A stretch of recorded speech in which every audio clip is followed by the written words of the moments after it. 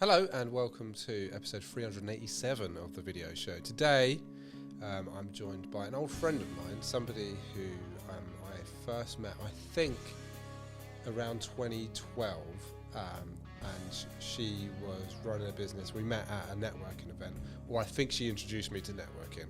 One of those. I've known Jude so long, I can't remember how I met her. But recently, like in the last year, she set up a business that helps people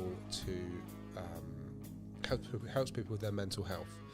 So it's a walking and talking, helps people improve their mental health through walking and talking with other people as a group. And to promote that, she walked from Land's End to John O'Groats. So I thought it'd be a good idea to get her onto the show.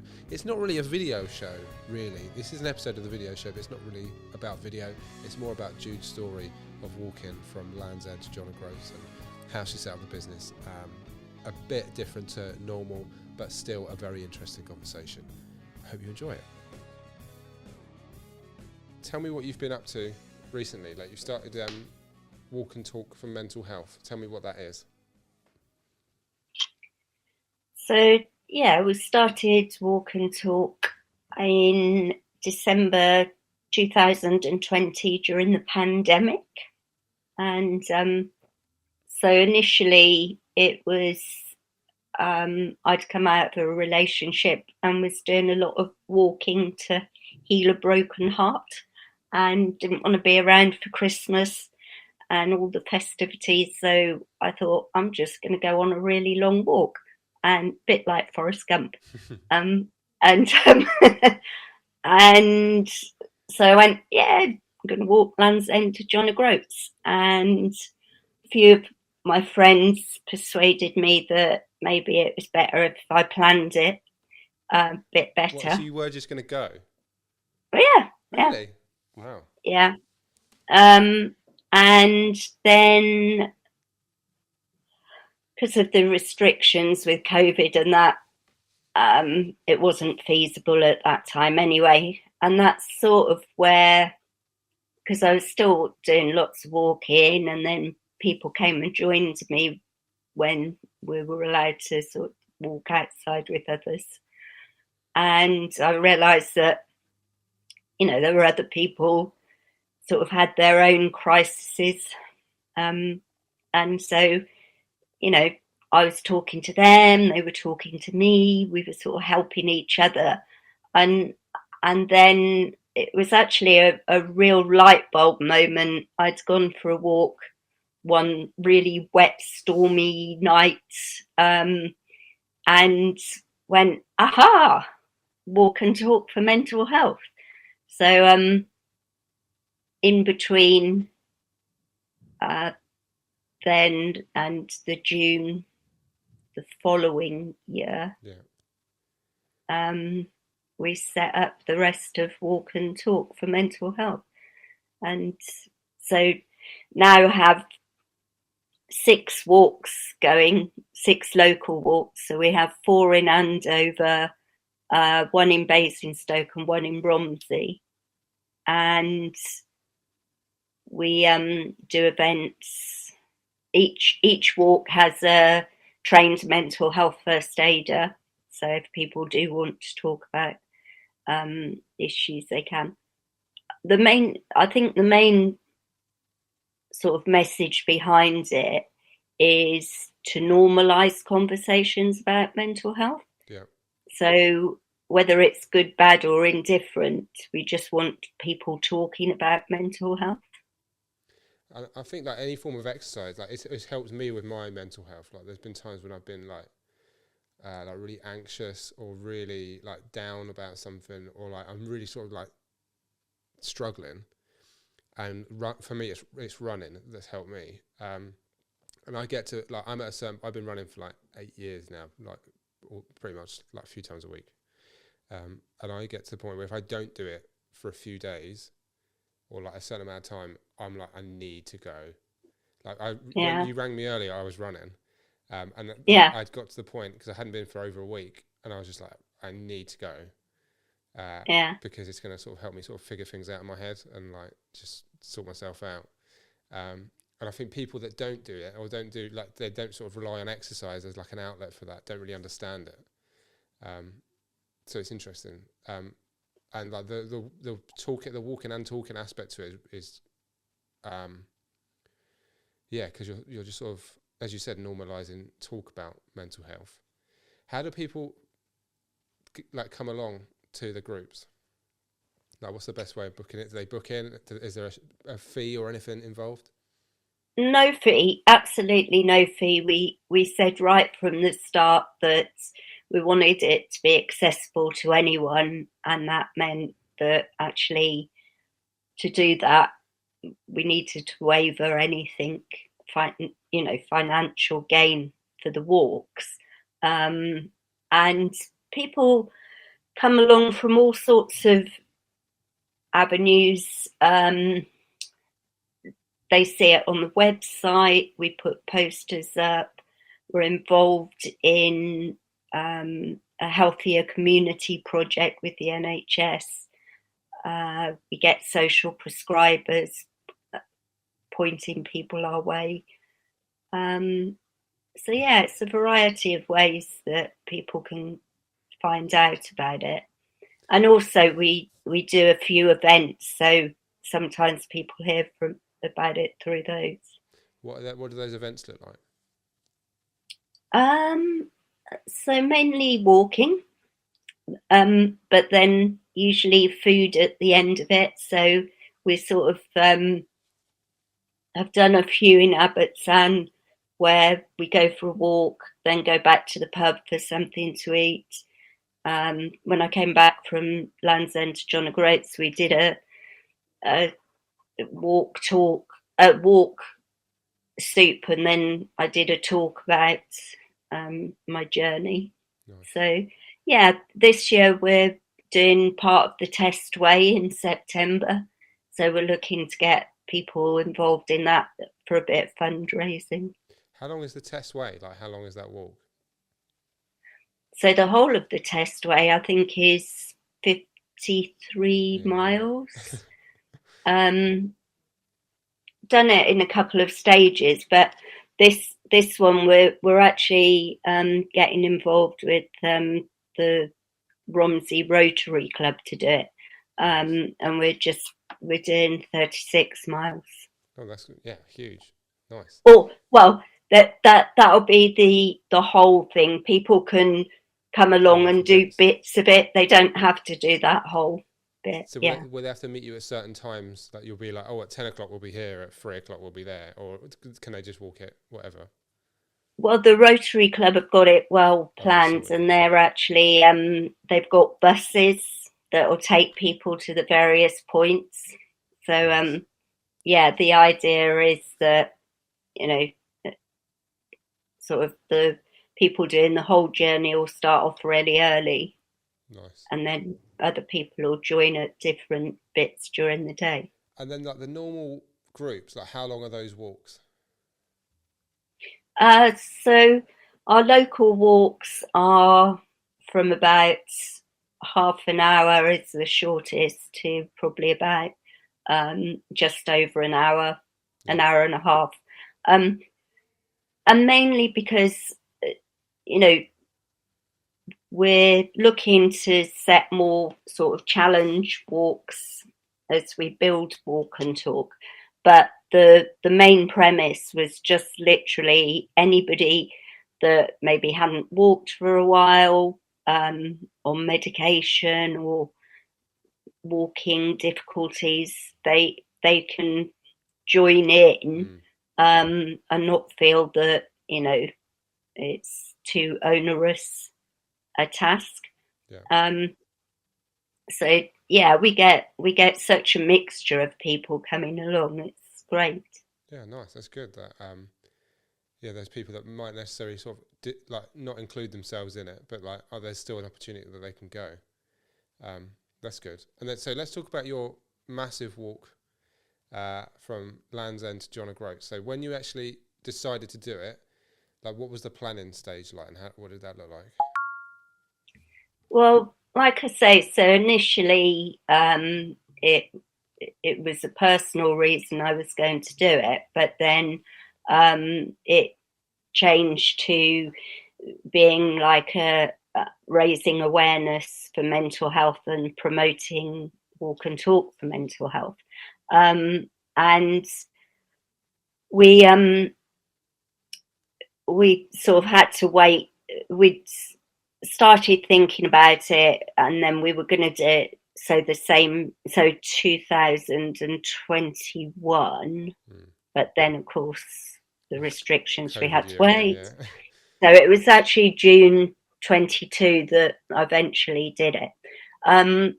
Planning was sporadic in that we thought initially we'd have to like plan it to the nth degree, my route, where I was going to stay, everything like that. But in actual fact, we did do some planning, and certainly the main route. So I knew, although that changed when I actually started the walk, because we decided that there was one bit in Scotland that turned out to be like sort of through the mountains. And we decided to bypass that. But yeah, we did stick to the main route for the most of it. But accommodation, it was hard to actually work out exactly where I was going to be at any given time. But to do that, we'd have had to, work out my mileage to the nth degree. So we did book a couple of places before I started, and then it was really good because I had people putting me up in various places. I had my tent, so I could camp. Occasionally had some B&Bs. A few people paid for me to sort of have B&Bs and hotels and things, which was very nice.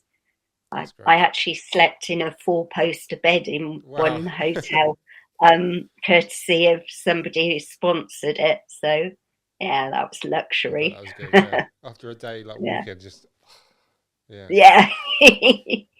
So yeah. how many miles were you walking a day? So on average, 16 to 20. Yeah. But when I set off, because we were using Google Maps, and realised quite soon after I started that Google Maps estimate distance. So especially if you've got bits that are either very hilly or windy. Oh right, yeah. And so actually we realised that you could probably add about 25% on to what Google Maps estimated, which meant that in the beginning, because I didn't have a Fitbit or anything, it was slightly out. But yeah, I then got a Fitbit, and yeah, it was about 16 to 20 miles a day. Yeah. So I've just looked on Google Maps since you were saying that, and it says 812 miles walking. Does that match up to what you said? No, I mean I actually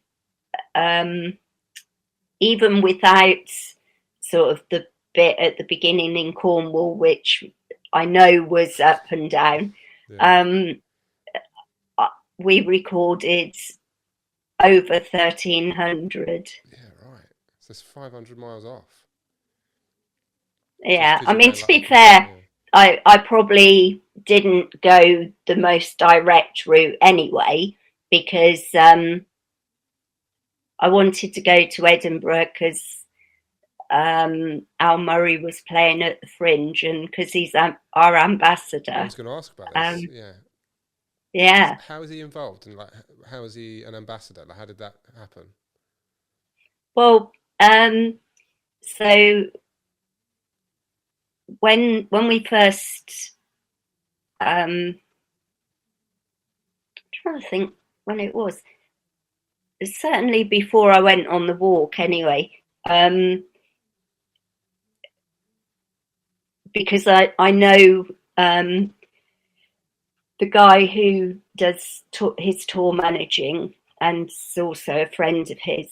And I'd sort of asked him if he thought that Al Murray would do us like a promotional video for Walk and Talk, which he did. So we were really pleased about that.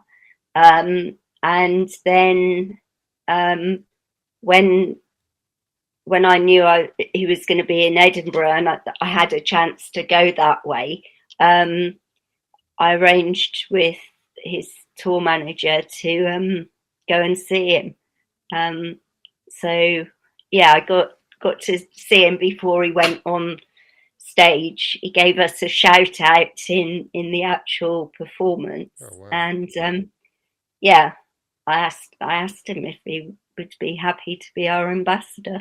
So Nice. So what are his like roles in being an ambassador? Does he have to like come along to a certain amount of walks?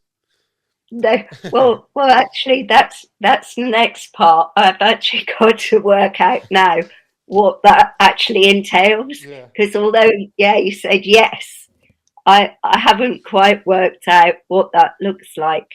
Yeah. But yeah, it was a big deal, you Yeah, know, big having name. someone like Al Murray say yes, we'll be ambassador for Walk and Talk. So Yeah. So how long did it take you to walk from Land's End to John O'Groats in total? So I'm guessing you so stopped for three. a few days in certain places. Mm, Looking at the map. not a few days. So I set off June the 21st, Yeah. and I got to John O'Groats on the 23rd of September. So 3 months. Yeah. But yeah, I had roughly a day a week. The only time I had a day out of the sort of that routine was when I was in Newcastle. I fell down a hole. Oh, blimey. How'd that happen? So it was actually a like a where you would put a post in, Yeah. and it had the metal ring in it, but no post. But the grass had grown over it, and of course I'm marching along, Yeah. and I didn't see it, and my foot went down, and also because I had a heavy rucksack Yeah. on, so the momentum, I sort of went forward Yeah. quite hard. I thought I'd broken it, and I was lying writhing on the ground, and this woman pulled up. Luckily, it was on the side of the road, and this woman pulled up, who actually turned out to be a nurse, which was Oh, that's quite. lucky. Yeah. um, Fortuitous. she did actually call the ambulance because she thought it was really serious. Anyway, I spoke to a paramedic, and he talked me through making sure that I could breathe, I wasn't bleeding to death, and then eventually that I could stand up. And at that point, I realised I hadn't broken it, but I'd badly cut it. So yeah, I did have a day off after that. Yeah, right. A day, and then you carried on. Yeah, yeah. Were there any times where you were like, oh, I'm just going to give up and go home? Because that for me, like that distance, I'd just be like, oh, I'm at Bristol. I could just go home now, or like I could just get the train from here. Is there any points like that? No, never. I mean, I had a couple of days when I felt a bit low, and I couldn't even really say why. Yeah. Although I think in hindsight, it were probably days that I maybe didn't eat so well, or so. But no, I was determined to do it, and also because the people I met on the way were just inspirational. I mean, it was a life changing journey, and the people I talked to were just amazing. It was like, you know, there were people who had done similar sort of things. There were people that wanted to help me. So, as I say, they either put me up or bought me breakfast or walked with me for a bit, things like that. And then, yeah, occasionally there was people that actually wanted to sort of advice or just to chat to someone about their mental health or Oh whatever. wow, nice. But it was, I there wasn't any time when I thought, no, I'm not going to do it. That's good. Uh, Yeah. Out of the people that you met, is there anyone that really sticks out? And like, is there, and why? Why do they stick out? Um, so I met a sculptor when I was in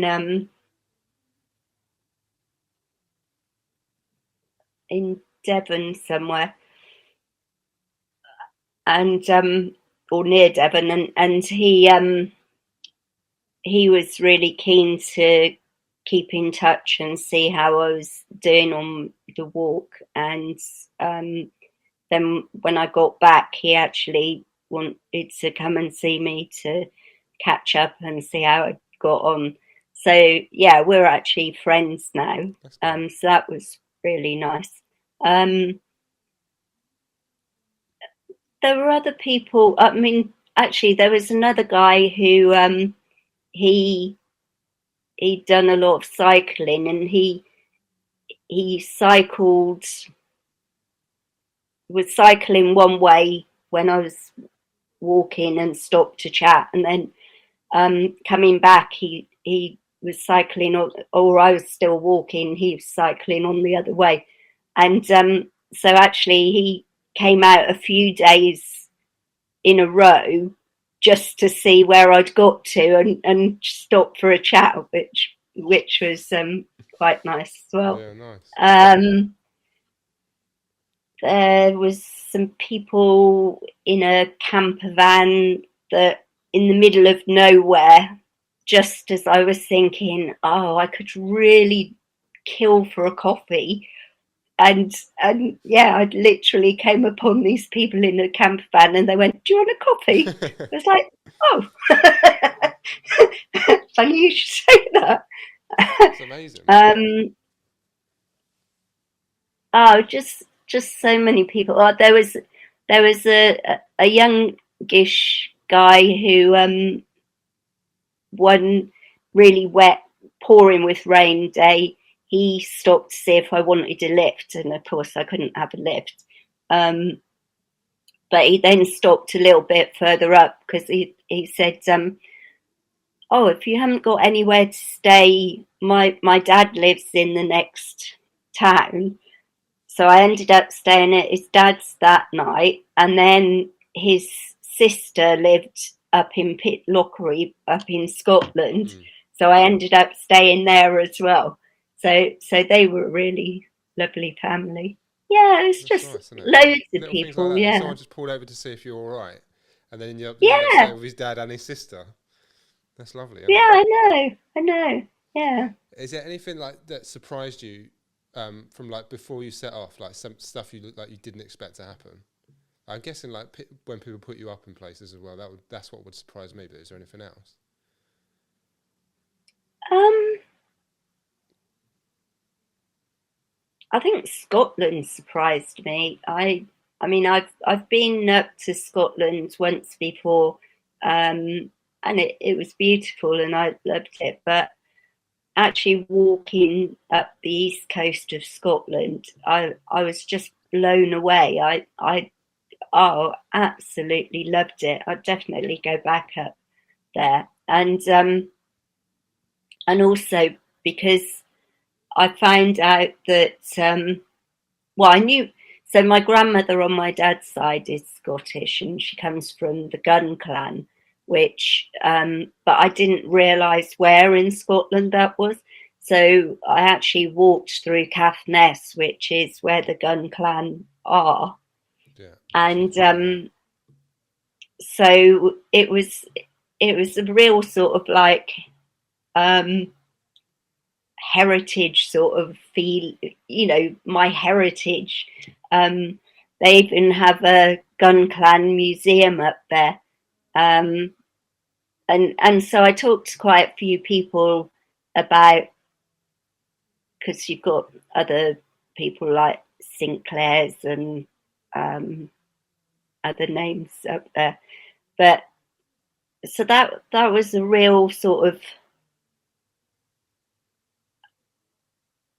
a real sense of belonging, sort of, because as you know, I've had sort of quite a disjointed background, and so actually it was, yeah, it was amazing just to feel that I was in, a place that my ancestors had come from. Yeah, that's Yeah. nice. And then like the final like leg of it, like how long did you walk on the last day, and how did that feel, like knowing like this is the last day and like you were coming to the end? So we probably did. Um, it's probably about 10 miles on the last day, but actually that felt the longest Yeah. because because I didn't want it to end, but on the other hand, I just by that point wanted to get it over and done with, and yeah, I mean by that time I was tired, and so so it was sort of mixed feelings as to, I didn't want the journey to end, but it was actually a relief to sort of be finishing. Yeah. Okay. Yeah. And do you have any like future plans of what you want to? Do you want to do anything like this again? Yeah, I mean, I would definitely do something like it again. I wouldn't obviously do the same route because I've done it, Yeah. but Yeah. I'd quite like to do the Camino Way All right. in which is from the Pyrenees in France to Yeah. Someone's told me about this. Yeah. San Diego, Yeah. because it's actually a pilgrimage, Yeah. but because loads and loads of people do it for all sorts of different reasons, and I think that would be real fun. Yeah. Nice. I'm just looking at it now. Yeah. Someone told me about that. Nice. That's cool. Nice. So just to round off, if people want to come along to walk and talk, what is the best way for them to do it? So they can either email us at walkandtalkformentalhealth@gmail.com, Cool. or they can go to our website, which is www.walk-and-talk.co.uk. Cool. I'll put those links in the show notes. Thank you so much for coming on to the show. Really appreciate it. And there was times in that when you were talking, I was getting like chills, and when you were saying about the guy who stopped, and then you stayed with different family members, I was like, yeah, that was cool. Nice. Well, yeah, thank you so Yeah. much for coming on. I really appreciate it. No, well, thank you, Mark. It's been good to talk to you, and yeah, nice to share my story. Thank you.